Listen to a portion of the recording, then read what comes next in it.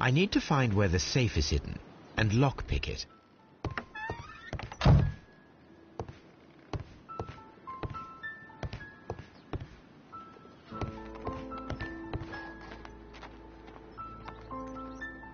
This cupboard is an absolute mess.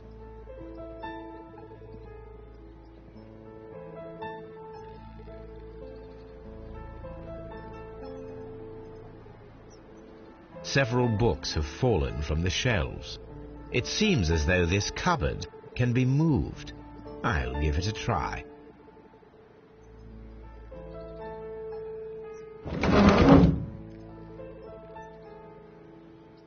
So, that's the lock I must open tonight. Let me see.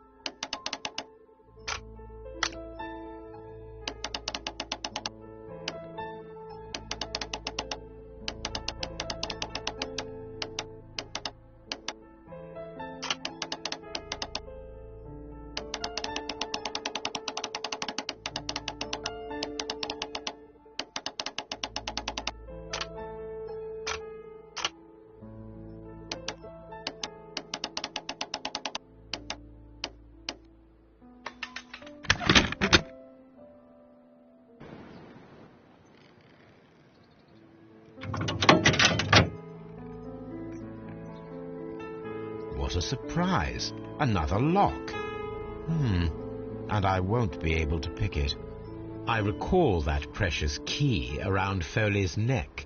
It might prove a decent fit. I suppose they hired me to only open the first lock. Let us wait for the thieves, trap them, and find out. Let us check the thieves' possible escape routes in the event that they are caught off guard by the police from the front door.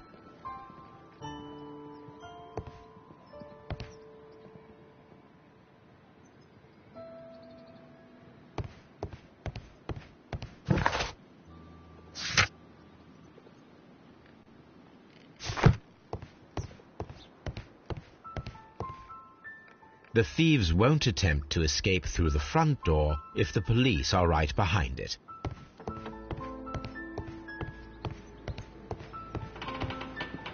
The ground floor window is a perfect way to escape the police.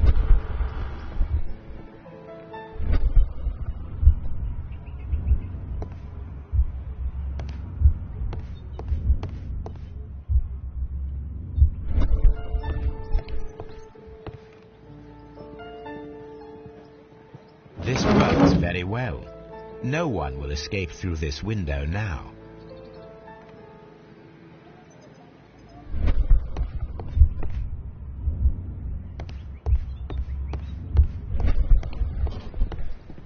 This door is a perfect means of escape in an emergency.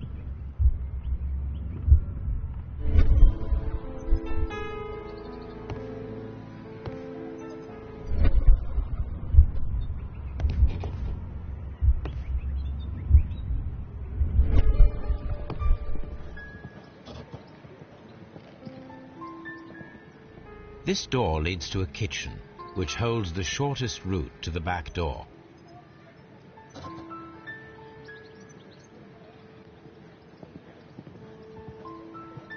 This door leads to a kitchen, which holds the shortest route to the back door.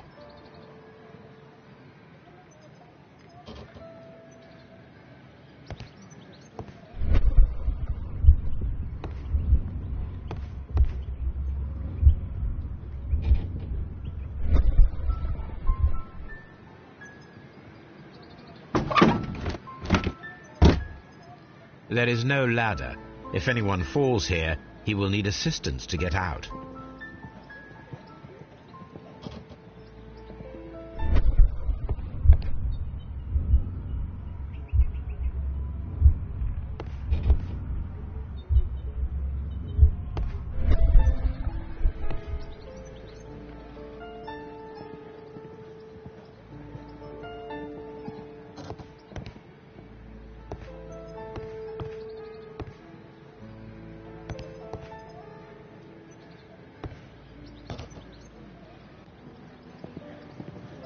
A solid rope.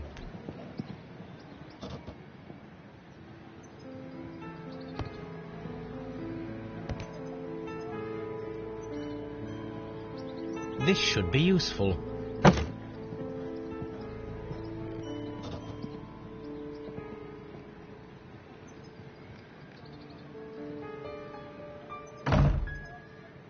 The door is now blocked.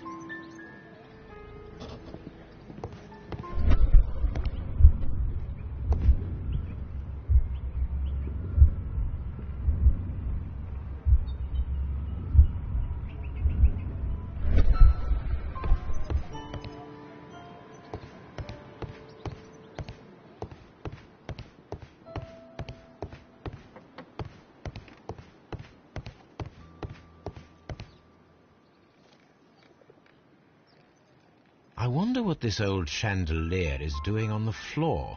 It looks as though it was poorly attached. I suppose that the thieves already tried to open the lock with this formidable hammer, but they were unsuccessful.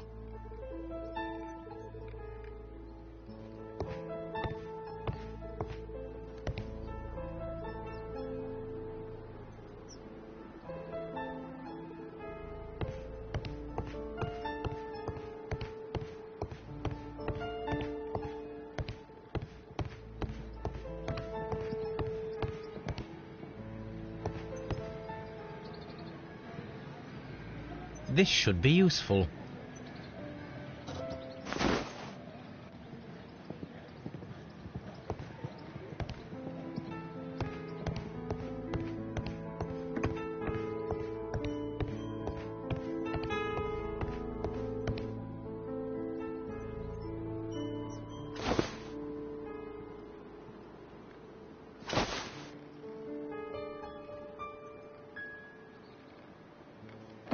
If anyone takes the hammer, the rope will uncoil and make the chandelier fall.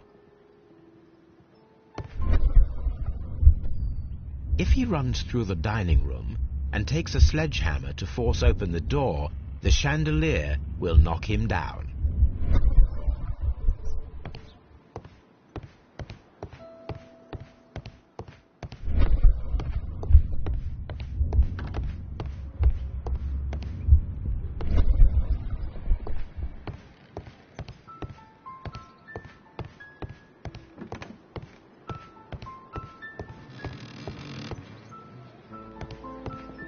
Although this window is high above the ground, it would be possible for one of the thieves to attempt to use it for their escape.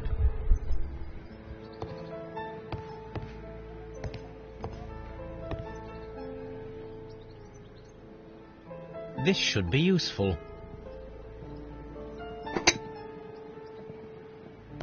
Although this window is high above the ground, it would be possible for one of the thieves to attempt to use it for their escape.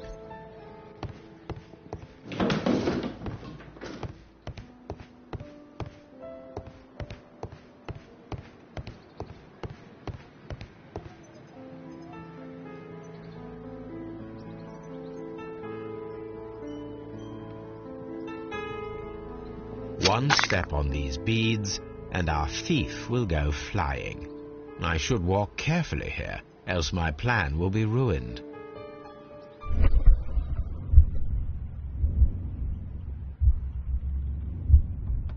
Any thief who finds his way upstairs will roll down very quickly.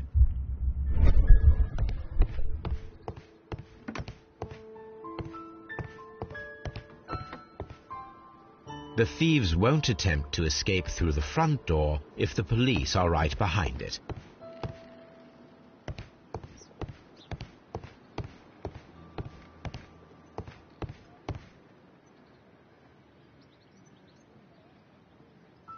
This should be useful.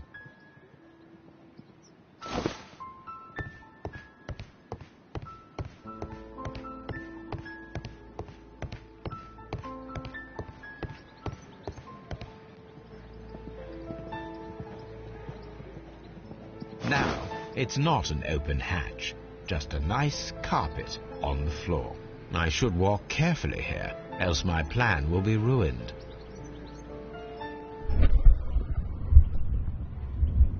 Now, if a thief runs through the kitchen, he'll pay a surprise visit to the cellar. The traps for my circus companions are all prepared. I can leave now, but I'll return later with Charles Foley and his companions.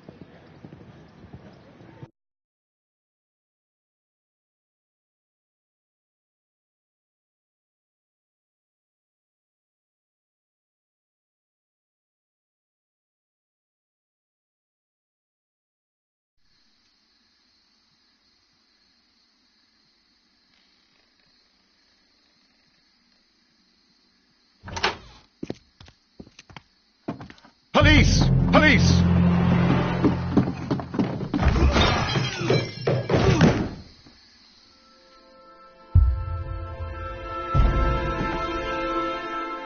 Stop where you are! Where are they? Trapped, Watson, with your assistance. How so? You sounded just like a real bobby, my dear fellow. You startled them into the traps. I did? I assure you, Watson, it was quite an entertaining show. They will not escape the house now. You scum! And this is the pistol used for the murder in Half Moon Street. How do you know about that? Have you closed the case yet, Sherlock? Mycroft, what are you doing here? Did you follow me? Sherlock, it may seem that I used you, but you should be pleased to know that you have served our Queen well, in this instance. So now, let us catch the big fish. But this man is not one of the merry men. No. Then why exactly are we here, Sherlock? This gentleman, Charles Foley, has been involved in a double murder, and the hunter of a set of valuable antiques, the Hellenistic treasures, which disappeared in a theft many years ago. You're no better than the coppers.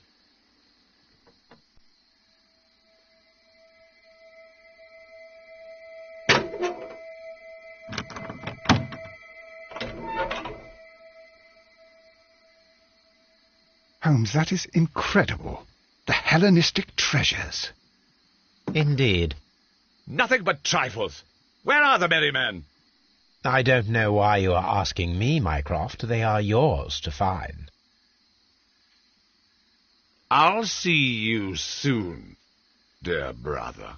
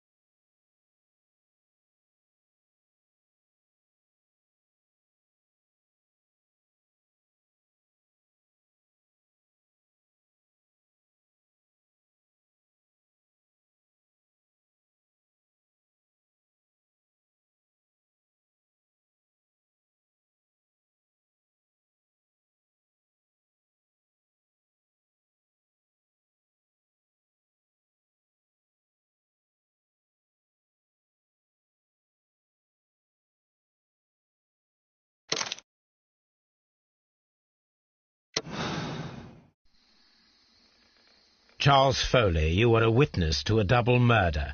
You were standing next to Vercotti when Butler fired at your accomplice. The jeweller missed him, but they proceeded to kill each other with simultaneous shots. Even if your intention was to retrieve the stolen treasure, you did not intend to kill. I shall inform Inspector Lestrade of that fact, so your sentence should be the lighter. You are a fine gentleman, with your fake pity. I do what I think is right. It is never due to pity. Farewell, Foley. I shall leave now, Watson. Gentlemen, please take our friends here into custody. Where are you going? I have unfinished business. I'll see you at Baker Street.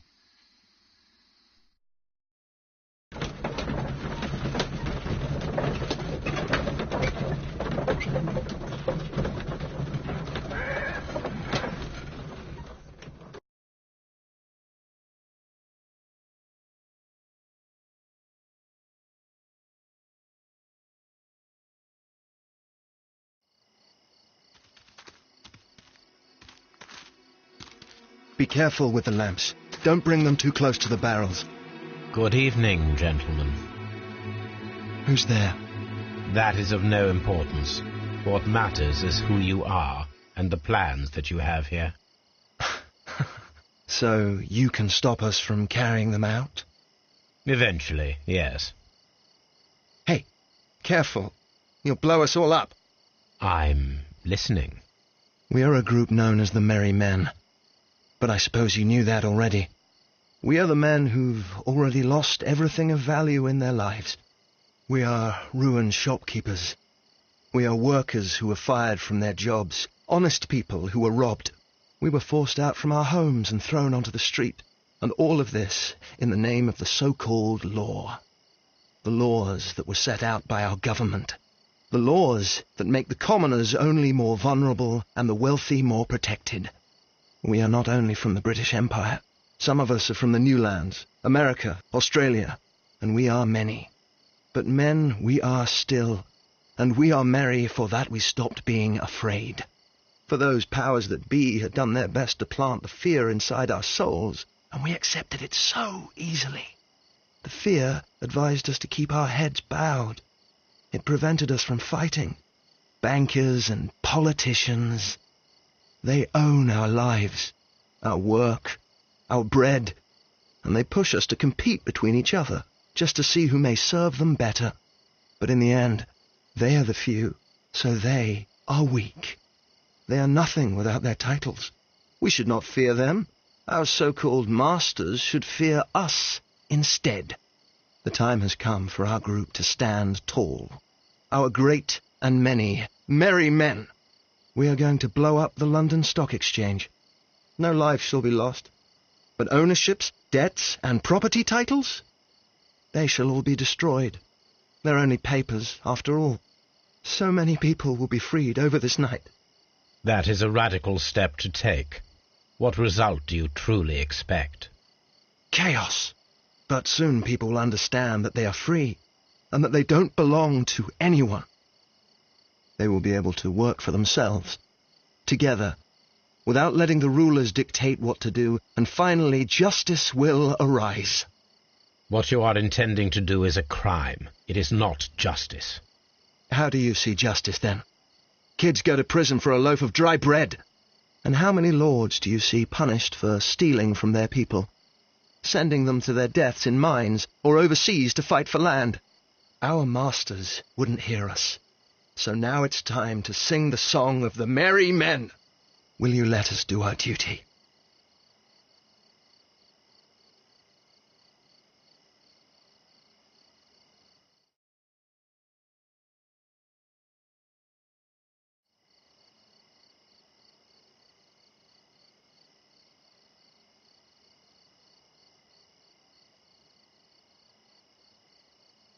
When the law serves only the few, it can no longer be trusted.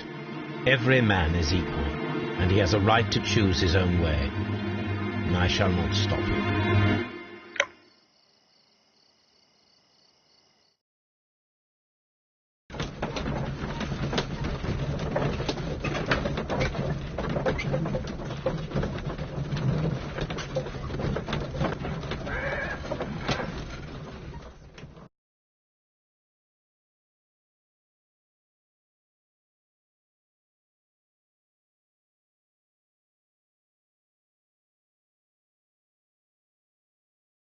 So, you're interested in Russian literature now? Quite, lately. It is an interesting book. I remember a few lines. Really? I tried reading it myself, but I had a hard time understanding it. Yes, Doctor. It's about intelligence. Sherlock, I vaguely recall one of the lines. Sometimes it takes something more than intelligence to act intelligently. There were also a few words along the lines of, pain and suffering are always inevitable for a large intelligence and a deep heart. Tell me, Doctor, does my brother show any signs of pain or suffering? Not that I know of. Because you see, Doctor, behind all of his masquerade, my brother does possess a deep heart. So deep that he does not recall where he places his love. Well, I'm sure that... His love and his duty that, in the first place, should be directed towards the Empire. For without it, we would be nothing. A country filled with uncivilized men. I should leave now. Sherlock, Dr. Watson. Holmes, what just happened? What was that? The start of a new world. Anything in the post, Watson? Any clients worthy of our attention? Only a second reminder from Mrs. Hudson about our new neighbour. She urges you to remove your... Oh, I don't care about that. Holmes, the lady who will be moving in shortly has requested the use of our spare room to place all of her boxes. Wait. What? A lady?